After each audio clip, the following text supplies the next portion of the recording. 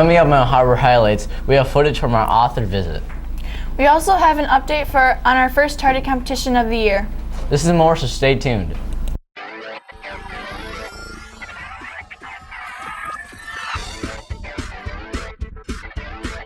Good morning, Harbor Lights. I'm Abby. And I am Abraham. To start our show, please join us in the pledge. Please rise.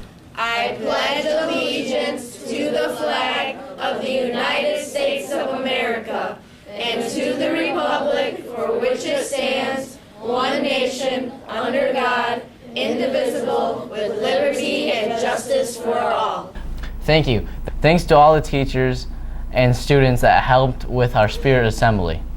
Congratulations to our elected student council members. We look forward to your leadership at Harbor Lights. We look to you to be positive role models of what Harbor Lights students should be. Speaking of what our Harbor Lights students should be, they should always be responsible by getting to class on time. That's right. I'm excited to hear how we did on our first tardy competition. Here's Mr. Lemon.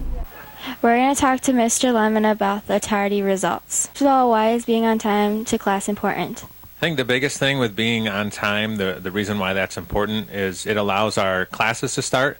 It allows you to maximize your entire hour that you have with that class. And really, if you start on time, the likelihood that you're going to have homework is going to be less because you've started on time, the teacher was able to deliver their lesson, and then that's allowed you to get some time to start to work on things so you don't have to bring as much home. It's to say to a student who says 4 minutes isn't enough to get to class. To a student that said 4 minutes isn't enough time, the school that I used to work at when I taught in Florida had 2,800 students.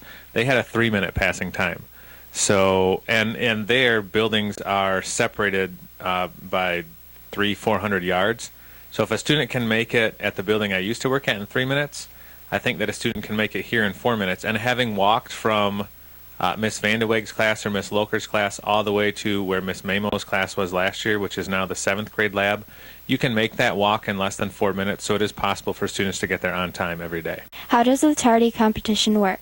Basically what we did for the tardy competition in September is we took homeroom or first hour classes, and we had teachers tally the number of tardies that each student had for the entire day. Find out which class had the lowest percentage of tardies for the month. We'll do a different competition each month. So October will be 2nd hour, November 3rd hour, so on and so forth, so we make sure that all 7 hours have a chance. For our September winners for first hour, we actually had 4 winners. Our 6th grade winner was Mrs. Veld's class, had 99.1% of on-time arrivals to class. For 7th grade, we had 2 winners. Mrs. Sherry's class and Mrs. Lynn's class both had 100% on time. They had no tardies for the entire 3-week competition.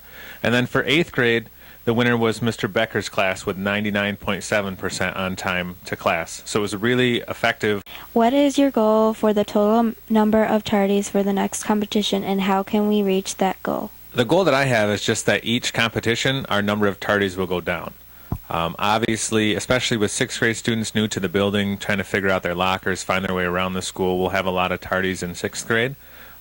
Each month, I'd like to see the number go down, so it's not that I necessarily have an actual number goal, just so that October is less than September, November is less than October. So each month, we work closer to that goal of 100% of students on time to each class.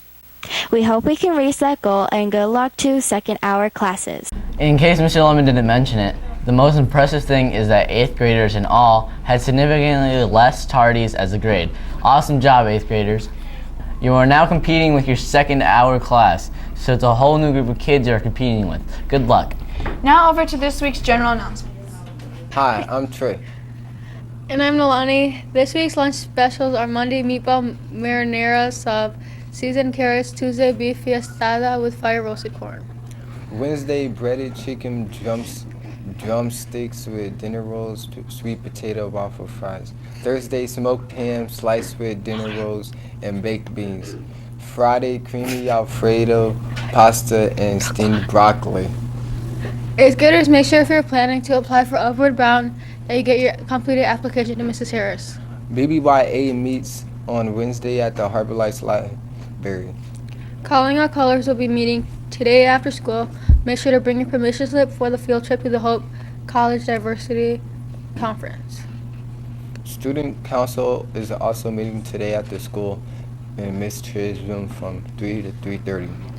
Do you like to knit, or would like to learn? Mrs. Harris and Mrs. Dykes will be staying after school starting this Wednesday. They meet for 5 Wednesdays from October 8th to November 5th, right after school in room 102 until 3:25.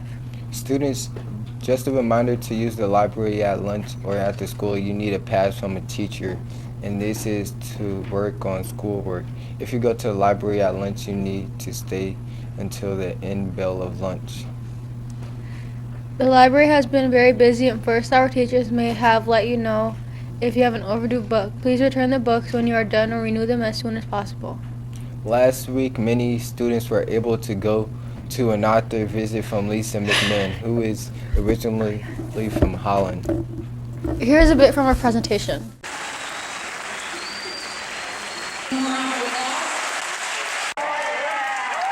Because West Ottawa thinks Lisa McMahon is number one.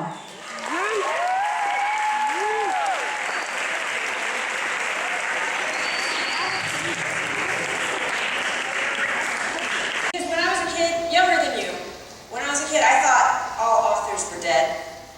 That the person who wrote the best story was going to get to go to something called the Young Authors Conference. And I thought that sounded great because he said, the person who wins, this thing has a lot of authors there. And, you actually get to get out of school for the day so you can go do this. And those were the magic words for me because I didn't always love school. The 13th book just came out. By that time, you don't have to do revisions anymore. And because you just sort of know how to do it. But every time I start a book, it feels like I've never done this before. So I do a lot of revisions, and this is a Word document from one of my books. The first book begins in the world of Quill, and Quill is a dystopian world.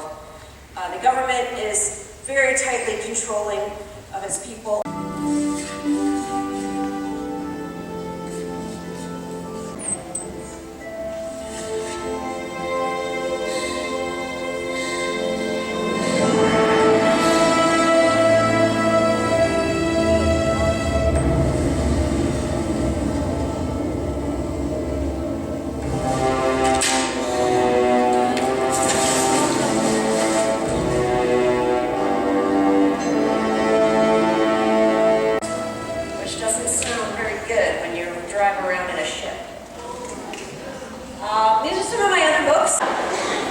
She's one of the characters.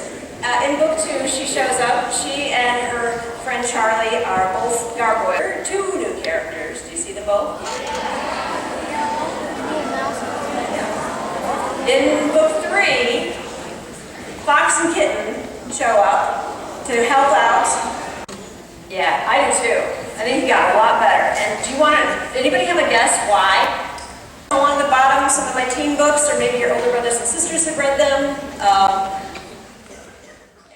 Author Lisa McMahon shared the importance of editing and that at first she didn't like it, but now she enjoys the process. She also shared how she didn't consider herself the best student, but took a risk to enter a writing contest which she won and was able to attend a conference for writers. She stressed the importance of doing what you love and the hard work it takes to keep improving. Thanks again, Lisa McMahon, and make sure to check out her Unwanted series, and thanks to Mrs. Dobres for arranging the visit. Now over to sports. Hi, I'm Gracie. And I'm Daisy. Boys Soccer Challenge Mac Bay. Your scheduled game today, Tuesday at Zeeland Creekside, and Thursday home against Hamilton. 7th and 8th grade football are again at home against Wednesday against Reese Puffer. Max Vogt ran an amazing 85-yard touchdown in last week's game. Girls tennis won against undefeated Mac Bay and have been having a great season. They challenge Holland at home Tuesday and Holland Christian away on Thursday. Congratulations to the cross-country team for an outstanding win at the Wool Invitational last week. This Wednesday they are at Granville girls volleyball matchup, on Tuesday at Zeeland Creekside, and Thursday home against Mona Shore Saturday. Next week we will have footage from our fall season sports. Good luck, Panthers, in this week's games. Thanks for watching our announcements. Keep making awesome choices, and don't forget, we're all on the same team on a road that leads to awesome. Watch our announcements on SchoolTube or search Harbor Highlights on Facebook and like us to get all the cool links to announcements. Instead of credit pictures, enjoy seeing some great pictures of our Harbor Lights students dressed up for Spirit Week. Have a great week. Bye.